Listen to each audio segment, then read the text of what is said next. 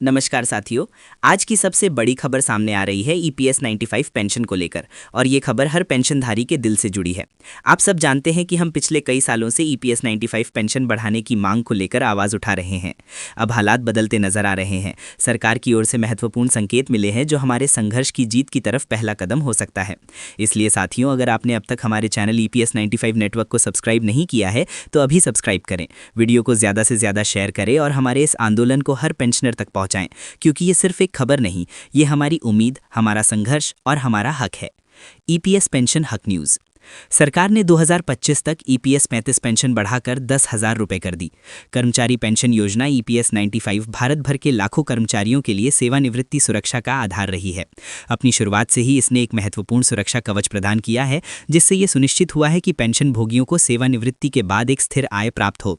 2025 के लिए EPS 95 pension वृद्धि की घोषणा के साथ पेंशन भोगी अपने मासिक लाभों में उल्लेखनीय वृद्धि की उम्मीद कर सकते हैं। ये विकास उन सेवानिवृत्त व्यक्तियों के जीवन की गुणवत्ता में सुधार का वादा करता है जो इन पेंशन पर बहुत अधिक निर्भर हैं।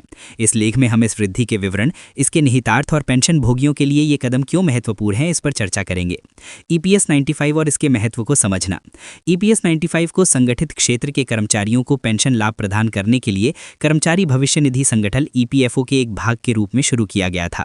कर्मचारी भविष्य निधि ईपीएफ, जो एक मुश्त सेवानिवृत्ति बचत है, के विपरीत ईपीएस कर्मचारी की सेवा के वर्षों की संख्या और वेतन के आधार पर मासिक पेंशन की गारंटी देता है। ये मासिक पेंशन सेवानिवृत्त लोगों के लिए आय का एक महत्वपूर्ण स्रोत है, खासकर उन लोगों के लिए जिनके पास नौकरी छोड़ने के बाद आय के कोई वैकल्पिक स्रोत नहीं है। ईपीएस 95 के तहत पेंशन राशि की गणना एक सूत्र के आधार पर की जाती है जो पेंशन योग्य वेतन और पेंशन योग्य सेवा वर्षों को ध्यान में रखता है। समय के साथ मुद्रास्फीति और बढ़ती जीवन यापन लागतों ने सरकार के लिए पेंशन राशि में समय समय पर संशोधन करना अनिवार्य कर दिया है, ताकि पेंशन भोगियों को वास्तविक आय में नुकसान न हो। 2025 में पेंशन वृद्धि की घोषणा। पेंशन भोगियों की मांगों और जीवन यापन की बढ़ती लागत के मद्देनजर सरकार ने 2025 से ईपीएस 95 पेंशन राशि में वृद्धि की घोषणा की है। ये समायोजन आर्थिक कारकों, मुद्रास्फीति दरों और ईपीएफओ की वित्तीय स्थिति पर सावधानीपूर्वक विचार करने के बाद किया गया है। पेंशन वृद्धि का उद्देश्य पेंशन भोगियों को बेहतर वित्तीय सुरक्षा और बेहतर क्रय शक्ति प्रदान करना है। ये वृद्धि हाल के वर्षों में सबसे महत्वपूर्ण संशोधनों में से एक होने की उम्मीद है, जो वरिष्ठ नागरिकों और सेवानिवृत्त कर्मचारियों के समर्थन के लिए सरकार की प्रतिबद्धता को दर्शाती है।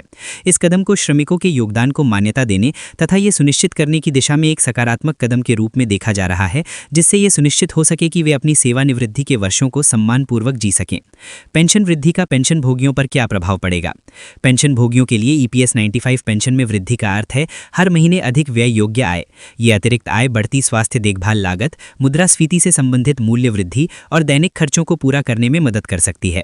कई पेंशन भोगी निश्चित आय पर जीवन यापन करते हैं और आवश्यक वस्तुओं और सेवाओं की कीमतों में लगातार वृद्धि के कारण अपने खर्चों का प्रबंधन करना उनके लिए चुनौतीपूर्ण होता है। इस वृद्धि के साथ पेंशन भोगियों के पास इन वित्तीय आवश्यकताओं को अधिक आराम से पूरा करने के लिए एक सहारा होगा। इसके अलावा इस वृद्धि से सेवानिवृत्त लोगों के बीच वित्तीय तनाव कम होने और उनके समग्र कल्याण और मानसिक स्वास्थ्य में सुधार होने की उम्मीद है।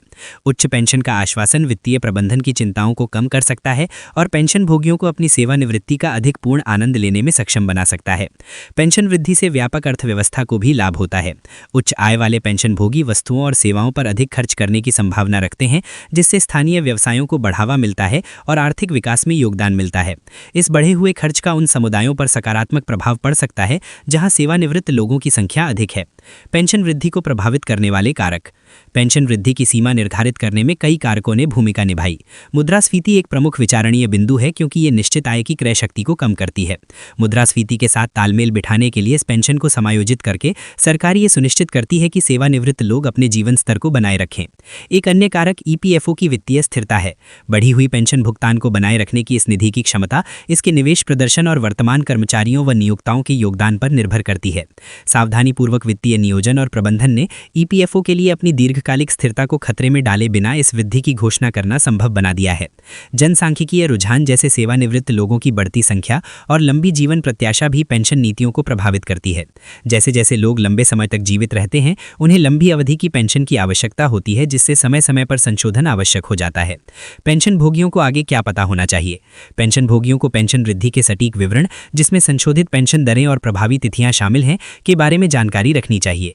ये समझने के लिए कि यह वृद्धि व्यक्तिगत पेंशन राशि को कैसे प्रभावित करेगी, ईपीएफओ या संबंधित सरकारी निकायों से आधिकारिक संचार पर नजर रखना महत्वपूर्ण है।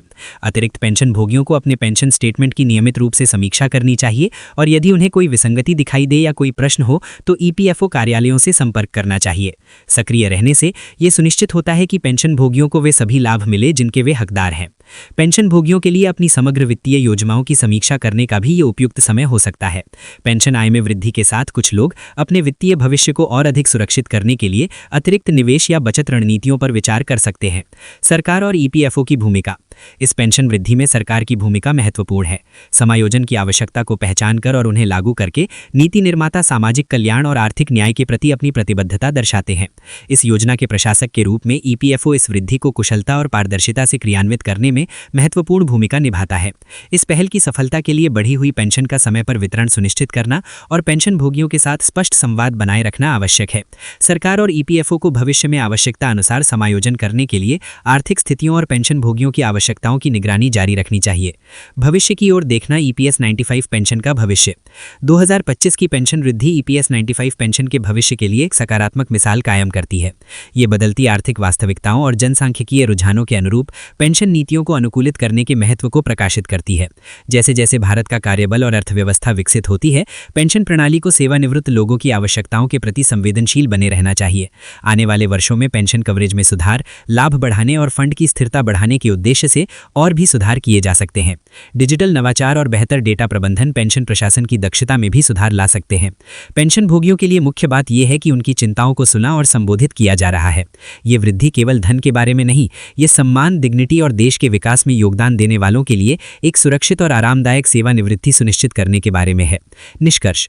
2025 के लिए ईपीएस 95 पेंशन वृद्धि भारत में पेंशन भोगियों के लिए एक महत्वपूर्ण मील का पत्थर है। ये बढ़ती जीवन यापन लागत के बीच अत्यंत आवश्यक वित्तीय राहत प्रदान करती है और सामाजिक सुरक्षा के प्रति सरकार की प्रतिबद्धता को पुष्ट करती है। पेंशन भोगी अब बढ़े हुए मासिक लाभों की आशा कर सकते हैं जो उनके जीवन की गुणवत्ता में सुधार और वित्तीय चिंता को कम करने में मदद करेंगे। ये वृद्धि एक सुव्यवस्थित पेंशन प्रणाली के महत्व को रेखांकित करती है जो वर्तमान सेवानिवृत्त लोगों की आवश्यकताओं को फंड की दीर्घकालिक स्थिरता के साथ संतुलित करती है। जैसे जैसे पेंशन परिदृश्य विकसित होता जा रहा है, सेवानिवृत्त कर्मचारियों के समर्थन के लिए सकारात्मक कदम उठाए जा रहे हैं। ये देखना उत्साहजनक है। पेंशन भोगियों के लिए 2025 में ईपीएस 95 में की गई वृद्धि एक स्वागत योग्य प्रोत्साहन और ये याद दिलाती है कि उनका कल्याण अभी भी प्राथमिकता है। उचित जागरूकता और सक्रिय भागीदारी के साथ पेंशन भोगी इस वृद्धि का अधिकतम लाभ उठा सकते हैं और अधिक सुरक्षित और सम्मानजनक सेवानिवृत्ति का आनंद ले सकते हैं। अस्वीकरण। इस लेख में दी गई जानकारी केवल सामान्य सूचनात्मक उद्देश्यों के लिए है और वित्तीय या न्यायिक सलाह नहीं है। पाठकों को अपनी पेंशन या सेवानिवृत्ति योजना से जुड़े कोई भी निर्णय लेने से पहले ईपीएफओ जैसे आधिकारिक स्रोतों से विवरणों की पुष्टि करनी चाहिए और किसी योग्य प्रोफेशनल से परामर्श लेना चाहिए।